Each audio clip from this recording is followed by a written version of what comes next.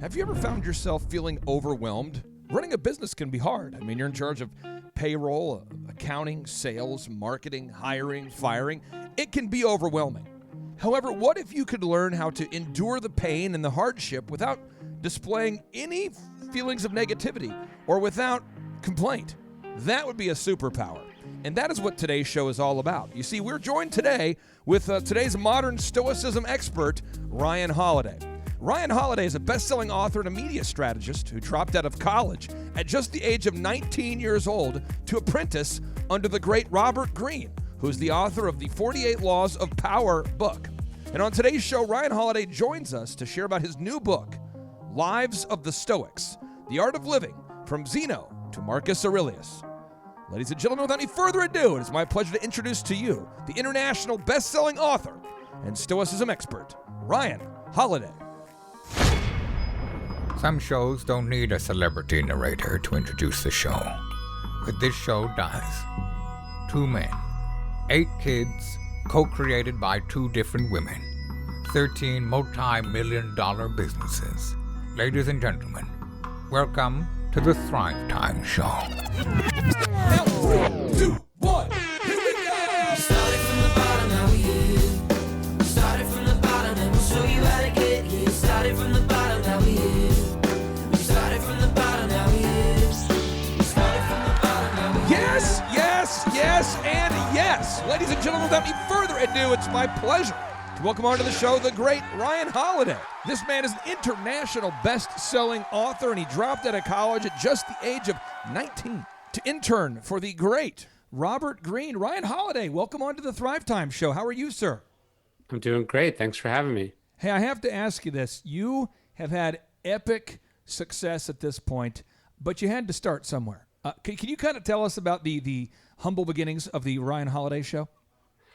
Yeah, sure. I dropped out of college, as you were saying, to work for Robert Greene. Basically, I wanted to be a writer, but I wasn't really sure how one does that. And so I had this opportunity to be a research assistant for a writer. And I sort of thought, okay, look, I could stay in school and learn about writing from people who have studied writing, or I could be around someone who's actually doing writing that I admire and aspire to, sort of do myself. And so it was a, sort of a once in a lifetime opportunity, but I really learned how the craft of the profession is done. And that's, obviously served me well ever since.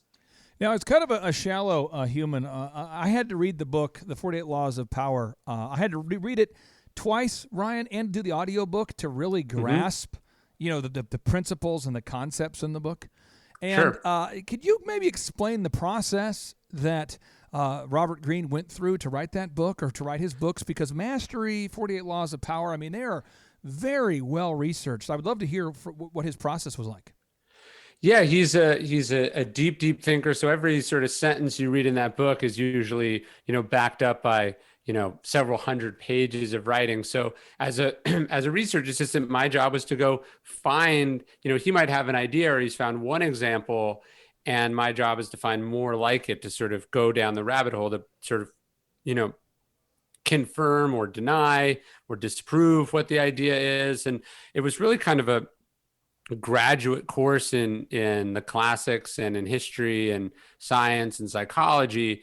But I think what Robert really is a craftsman as a writer. He's not writing in some fit of inspiration and then, just genius comes out. It's really a methodical sort of process driven, way of writing. And that's been really influential for me. It's like you have to gather the material, you have to figure out the stuff, you have to know it backwards and forward. And only then do you get to sort of sit down and do the fun part, which is write about it. And when you're editing a book, like your new book, Lives of the Stoics, when you go through a book like yours and you edit it, how many times do you edit the book before it gets in front of readers like myself? Like too many times to count. So basically what I do when I'm writing, I write each one of my books in pieces. So this book is 26 biographies. So there's an intro, 26 chapters, and then a conclusion. So it's 28 chapters. And so I write each one of those independently in their own document, and I edit those, many times as I'm writing, working on it. Then at some point, I'm printing them out and working on them as well. But at some point, it all gets combined into a Word document. Yeah. And then I edit that and I save a new draft every day. So like one of the always satisfying things for me is to like go through my Dropbox folder, and I might see that I edited, I began a combined document on, I don't know, October 1st. And then this sort of went, to the publisher in March. So I might have for every day for 4 or 5 months, been editing and re-editing and editing and re-editing. And then even that, then you're going back and forth with the editor many times. So it's really like more times than you could count. But writing is the sort of the creative kind of fulfilling part, but the editing is the refining and the polishing and the improving. And it's hard to say what's more important, honestly. Well, I got to ask you this. I want to know, I mean, as far as versions, you said you go and you save a different version of the Word document. How many versions did you go through for like the obstacle is the way? Did you go through 50 versions, 100? Just give us some sort of, because your books are so well researched. Yeah, I'm actually trying to pull it up here. I'm trying to see. It would be hundreds and hundreds of versions. I mean, so look, here's the obstacles, the way working draft, May. Yeah, it's going, there's hundreds of these. Hundreds. Yeah, so it's a long, grueling process. Now, okay, so you edit these books hundreds of times, but you are a human. So I got to ask you, when you're editing this book, are you sitting at your favorite chair?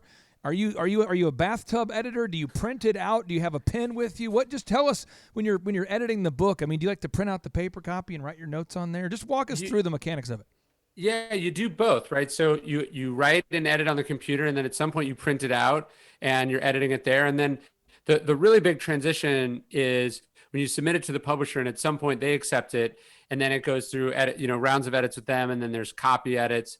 But then it goes into production. So then at some point you see the book sort of laid out as an actual book. And in a weird way, this is where the really serious editing begins, because you're no longer just thinking about it as like, hey, what's best? You're really thinking like, hey, how does this work on the page? How does this look on the page? So you typically do 3 passes in production, and then before the audience sees it, you also record the audio book. So now you do a pass where you read it out loud, and in doing that, you often find a lot of changes. So again, when I say it's hard to count, it's really because you're looking at it from all these different angles on the screen, on the page, even verbally, and each time you might be only tweaking little things, but cumulatively this adds up, and it creates a vastly different book than even when you went into production. Did you learn this from shadowing and interning with Robert Greene? Is that where you picked up your process? Certainly, but for instance, I wrote this book a few years ago called Perennial Seller, which is about how you sort of make work that lasts. And just as an example of how this editing process works, it was in galleys. So galleys is like the last stage before it goes into print. They send and I'm sure you get them as a podcast. So sometimes they'll send you the galley, which is like an advanced copy of the book that theoretically the book shouldn't change after this. But Tim Ferriss was staying at my house. He was in town for a while, and he found the galley and he read it, and he ripped out a bunch of pages and put notes on them. And I just found these notes the other day, but like I was editing that book up even into the galley form. So media had it, and I was still making changes. And I think ultimately it made it a better book. So you don't just learn from a mentor like Robert Greene, but you learn every time you talk to one of your peers, every time you talk to someone you admire, every time, your spouse, gives you feedback. It's a profession you always have to be getting better at. How many kids do you have? And tell us about your spouse. I've got two young boys, one who's 4 and one's a little over 1. And my wife's name is Samantha, and we've actually been together since before I published my first book, even basically right around the time I started working for Robert. So it's she's sort of been there the entire time. Now you're kind of an old soul. You sound like you've been on the planet for decades and decades and decades and decades. Your writing comes across that way, like it's very rich. But how old are you? I'm 33, but I do feel like an old man. Okay, so this is how I first heard about you. I'm obsessed with Bill Belichick, and Bill Belichick is obsessed with Stoicism. And therefore, rumor has it, somehow you got involved or somehow were involved with Bill Belichick, or maybe the Patriots were reading your book and it was making its way around. You never know if what you're reading on the internet is true, but apparently your book has made it into the Patriots camp. Tell us about your connection with the Patriots, or lack thereof. Yeah, so when The Obstacle Is the Way came out in 2014, one of the front office guys at the Patriots had read the book, and he and I connected, and he asked if I would send a bunch of copies, which I did. So it sort of went through the coaching staff on their run, on that Super Bowl run that year, and I was lucky enough, obviously, to go meet some of the folks over there, and we've had some other interactions here or there. It would be preposterous to somehow say that the books were associated with the success. To me, it's more that the ideas in the books resonate not just with ordinary people, but with people who are sort of succeeding at an elite level, which is obviously something that as an author you want to hear. You want to know that your work stands up to the stresses of the things or people that you admire. Have you had a chance to hang out with Bill Belichick?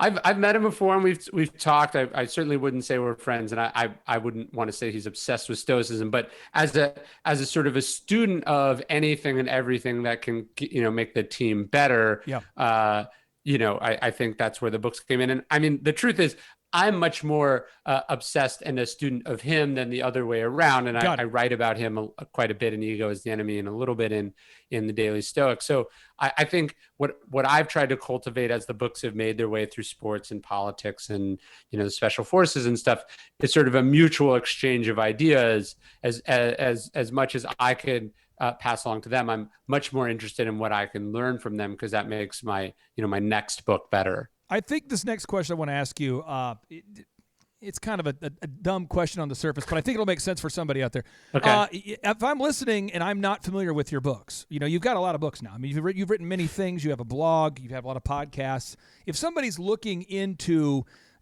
putting their toe into the Ryan Holiday reading library, is there a particular book you would recommend? Because I know every book matters to you, and I know it's like picking your favorite kid, but do you have a book that all of our listeners should check out if they're looking for just, checking out one book of yours?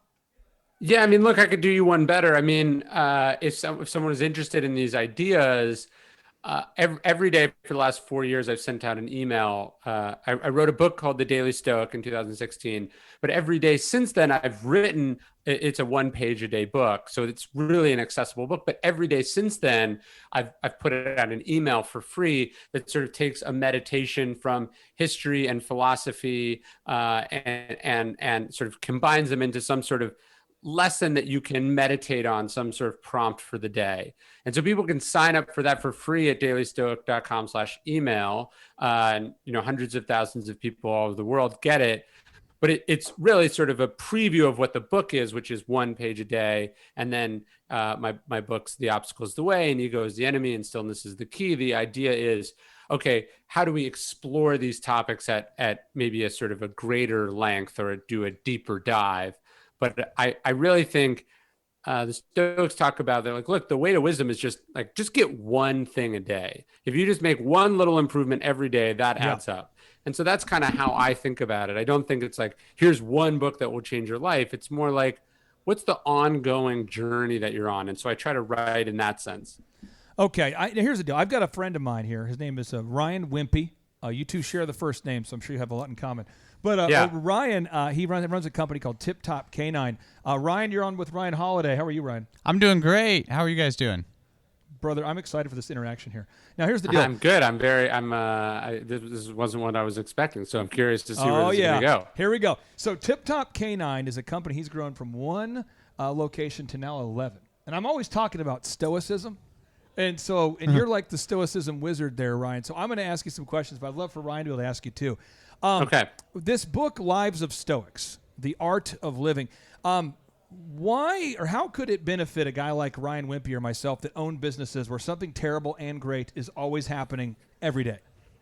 Well, look, the founder of Stoicism, Zeno, in the 4th century BC, is traveling around the Mediterranean, and he suffers a shipwreck and he loses everything. And he washes up on shore in Athens and thus begins his journey into philosophy. So we tend to think that philosophy is this abstract thing, that it couldn't possibly be useful to someone running a business or someone writing a book or someone, doing things in the real world. But in fact, these are all things that the Stoics were actually doing. They were diplomats and husbands and daughters and leaders, and they were buying and selling houses and chasing and fulfilling dreams and making and losing money and getting stuck in traffic. They were doing all the things that we do in the modern world. It's obviously in this sort of more ancient context of it, but what philosophy was sort of an operating system for navigating a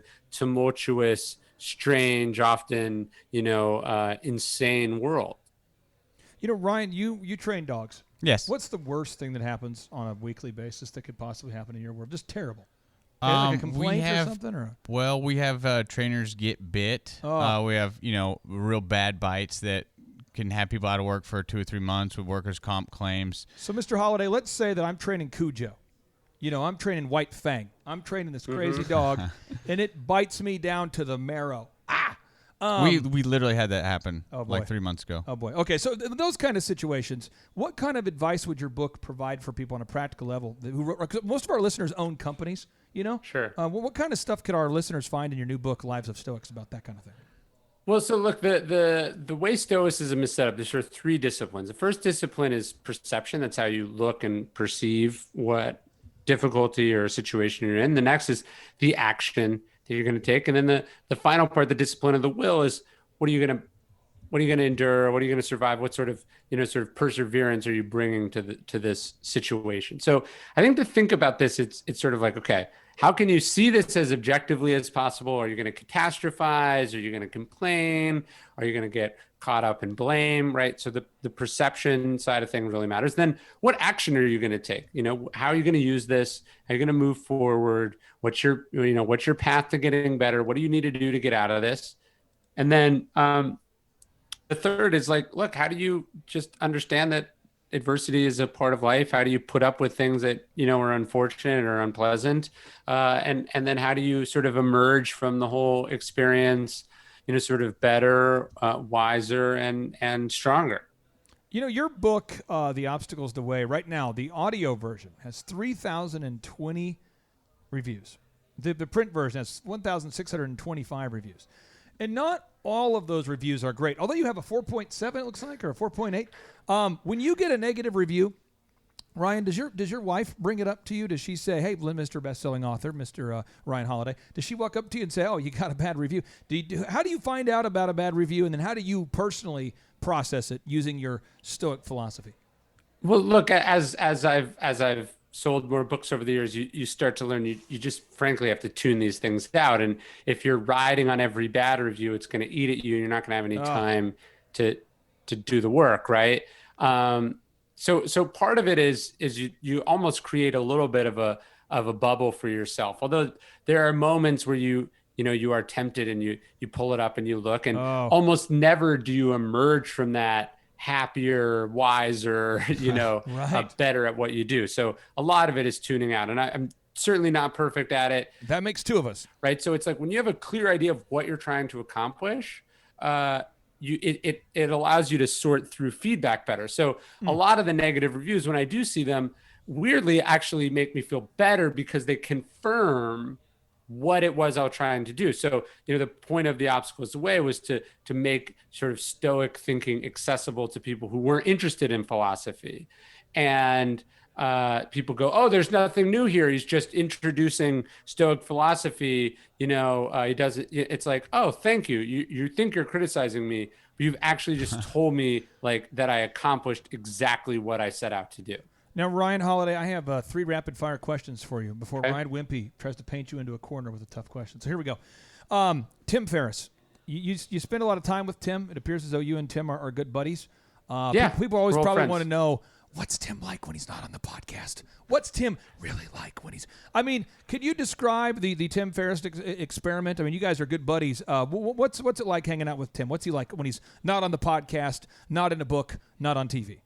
Well, no, I met Tim in 2007 before the 4-Hour Workweek had come out. So we've known each other a very long time. The Tim that has one of the biggest podcasts in the world is sort of a relatively recent,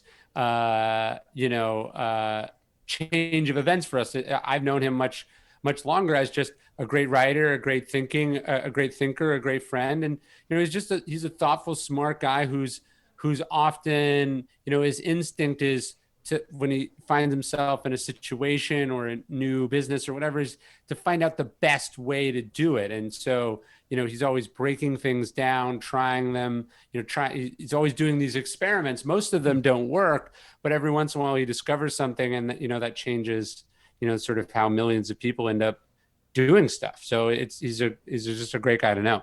Now, Ryan, I know we shouldn't talk about religion or politics, especially with a guest who I've not prepared for religious or political discussions. But I want to bring it up here just to see how it goes over, and then if you hang up on me, I'll know how it went. People today, we argue about religion, we argue about politics. You go on Facebook, you go on Instagram, and Ryan, you might post something up there, and then somebody right away says, "Oh yeah, well you're going to burn in hell." I mean, that seems to be like where America's at right now. It's like you post something on social media, and it's like people debate now by saying, "Oh yeah, well you're going to burn in hell." I mean, there's people out there saying they wish that President Trump dies from COVID. Some people out there excited to see him at the hospital. It's so divisive right now. How do you bring stoicism into responding to social media commentary that can be incendiary? One of the things that Marcus Aurelius talks about, goes, look, is a world without shameless or awful people possible? No. So he says, when you bump up into one of these people, you have to remind yourself of that. Why did you think it was likely that if a certain number of these people exist, that you would never bump into one, that you would never meet one? And I think this applies not just to random people on social media, but it also applies to presidents themselves. Like, what are the chances that you would live your entire life only having presidents that you like or that you disagree with, right? Or sorry, that you like or that you agree with? It's very unlikely. So you have to be able to accept a certain amount of these things. That doesn't mean you engage in it yourself, but it means you go, okay, this is just a part of the world. I have to accept that. That doesn't mean, again, that you behave that way yourself, but it coming to terms with the inevitability of divisive people is just a basic coping mechanism in the world. Now, Ryan, final tough question for you: religion or politics? Here we go.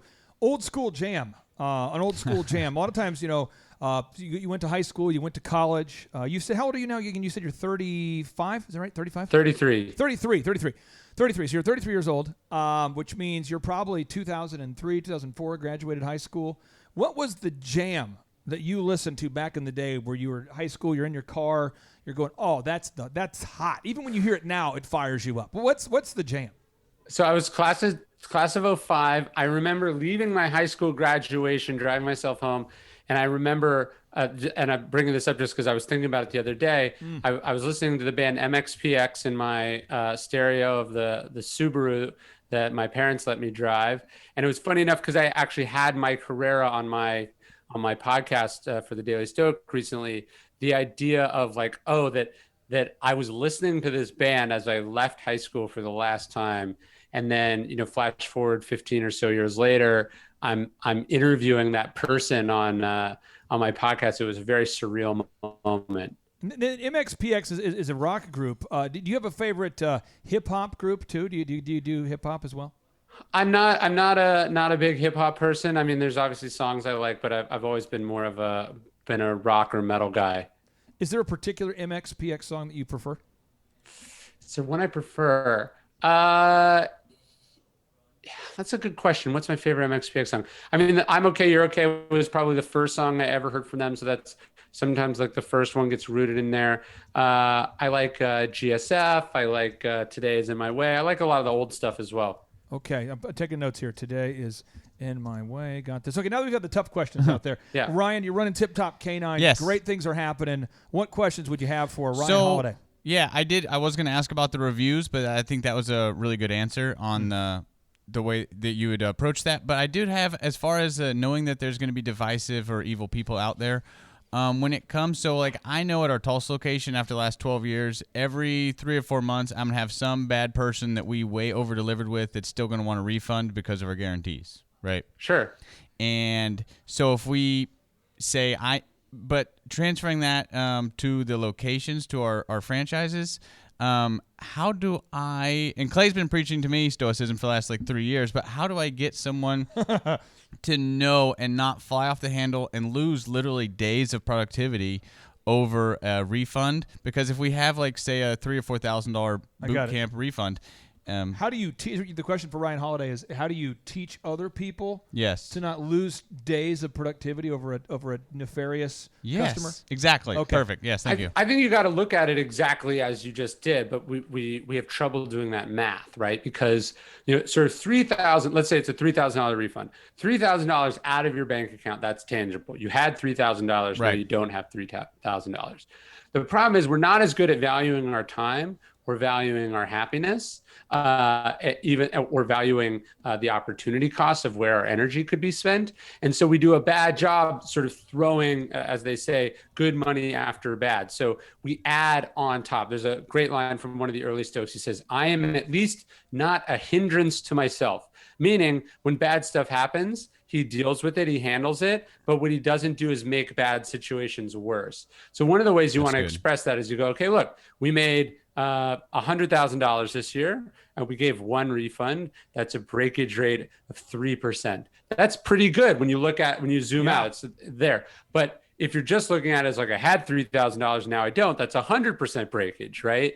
So you have to zoom out, see it from perspective, and then you have to go, okay, if all we lose is 3%, and then we spend that energy going and making another $10,000, we actually have emerged from this thing better than if we spent our time fighting tooth and nail to not lose $3,000. So I find, and I'm this way with my business, sometimes you find yourself fighting really hard to undo something minorly costly rather than working much harder to make something that's actually quite lucrative. That's powerful. I have 5 rapid fire questions for you. 5 questions, 5 minutes. Here we go. Ryan Holiday, on your Twitter page, on your Twitter feed at Ryan Holiday, there is a picture of you in front of a bunch of books. Where is that? It's probably in my house. I think that's me in my house. Do you have a man cave or something, or how could you possibly have this many books in one place? Well, my job is to read and own books, so I own a lot of them. Do you and your wife agree that this is a separate man cave? Is this a separate part of the house? A lot of men are wondering how this is if I possible. recall correctly, that photo is me in my house. And one of the things we actually did earlier this year is I ended up getting an office and I moved all my books out of the house, which she's quite happy with because it's sort of like, to me, these are my beautiful, precious books. To her, this is like Ryan's work stuff that's, just taking up lots of space in the house. So I have them now all in my office. But that, to me, every one of those books is a brick in in building the career that I've built. I wouldn't be here without them. So I have quite a few, and I display them quite prominently. You have a tattoo on your left arm. What does that tattoo mean? What does it say? On my left arm, I have the obstacle is the way, and on my right arm, I have ego is the enemy. Okay, question number 3. You're kind of a big deal. People know you. People go, oh my gosh, when's that Ryan Holiday show going to be? Oh, Clay, tell me when it's coming out. When did it occur to you that you were gaining traction with your career? When did it occur to you, like, man, I'm actually going to make this a career that works? When did that moment happen for you? Writing is a weird career because even if you are a big deal, most people don't read. The vast majority of people who do read never flip to the back and actually see who the author was, right? So it's a wonderful career in that even with the impact you can have, you can sort of live a relatively normal life inside all that. Look, the first time you get recognized is a bit weird. The first time you get profiled somewhere big, it sort of makes it. I think the big one for me was, I guess it'd be October of 2011. I flew to New York City to do meetings for what was going to be my first book. And it's like, I started those meetings as a person who wanted to be a writer. And I left that meeting, those meetings with a book deal, the first time I'd ever really been paid to write. And so that was definitely a watershed sort of like things are different now moment. Now, you have done a lot of podcasts, and I'm sure you've been asked a question similar to this often, but you have the mic, and you can say anything you want to our listeners. Is there a principle? Is there an idea? Is there a website? What would you say to all the listeners out there that you just really want to communicate? Yeah, the question you get the most is, what question haven't I asked that you should ask? Oh. Because if I'm sitting around with questions that I want to be asked, it's. I think. Look, I would urge people. I think philosophy is really important. I think it's more important now than ever, as the world is chaotic and as if some of sort of old system or old structures break down. If you're not making time to learn and explore and benefit from the wisdom of the ancient world, what are you doing? It's a great line from Seneca. He says, only those who make time for philosophy are truly alive. And he says they annex into their own age all of the wisdom of the past. And that's what I try to do with the Daily Stoic email. That's what I try to do with my writing. But it's also just how I try to live my life. I try to make time for philosophy. Each chapter of your new book is really a mini biography of an important Stoic over 500 plus years of history. I mean, it's incredible. 26 profiles and all. I think everybody out there should check out the book. Obviously, you want them to check out the book. We want them to check out the book. But for anybody out there who's thinking about, should I buy a regrettable burrito with extra guac? I don't really want it, but, should I buy that? Should I get that extra something at the gas station that I don't really need, but I kind of want? Or should I buy this book? I mean, Ryan, you're talking about people sacrificing. If they buy your book, they can't buy a regrettable burrito with extra guac. They're going to have to fast for at least a third of a day. Why should everybody check out your book? That's something that's been very humbling for me to realize as an author. You're not competing with other authors. You're competing with all the other things people could be doing with their time and money. And so I realized that it takes a lot of trust and it's a big risk for someone to say, hey, I'm going to spend days of my life reading this thing. So one of the things I've done, obviously I write all the time, which I give away a lot for free, but we've done some sort of video profiles of a bunch of the Stoics on the Daily Stoic YouTube channel, which is youtube.com/dailystoic. Just go watch the video of Seneca or Admiral Stockdale or Epictetus and tell me that, Epictetus is a slave. Stockdale was a fighter pilot who was a prisoner of war. Seneca was Rome's greatest writer and its most powerful political advisor. Go watch something about the lives of these men and women and tell me that, there's nothing you can't learn from someone who has suffered and experienced as much as they have. And if you find there is something you could learn, then check out the book. But the videos are a nice sort of free, easy place to start that take, just a couple minutes of your time. Ryan, I want to respect your time, so I'm going to have to hang up on myself here in just a minute. But Okay. before I do, I thought I would tell you thank you. I really do appreciate you being on the show. I know you get opportunities to be on so many shows. And I just, on behalf of all the listeners, brother, thank you for being on the show. No, this is great, man. This is really fun. I appreciate it. And I hope everyone's being well and safe. And we'll do this again sometime. All right, you take care. Have a great day. Bye. And now, without any further ado, 3, 2, 1, boom!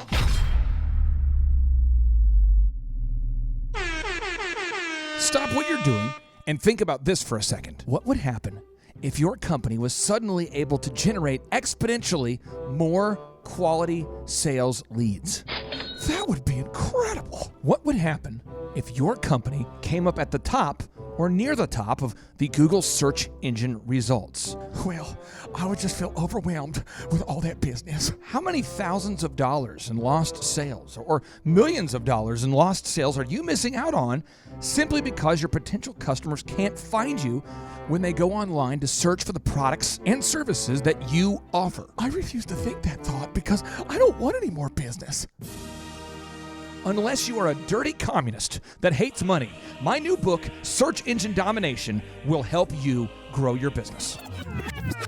In my new book, Search Engine Domination, we will teach you the specific steps that you need to take to dominate the search engine results. What do you mean by dominate? You see, in my new book, Search Engine Domination, we will teach you the specific steps that you need to take to dominate search engine results. Download your free ebook copy today at thebestseobook.com. I repeat, that's thebestseobook.com.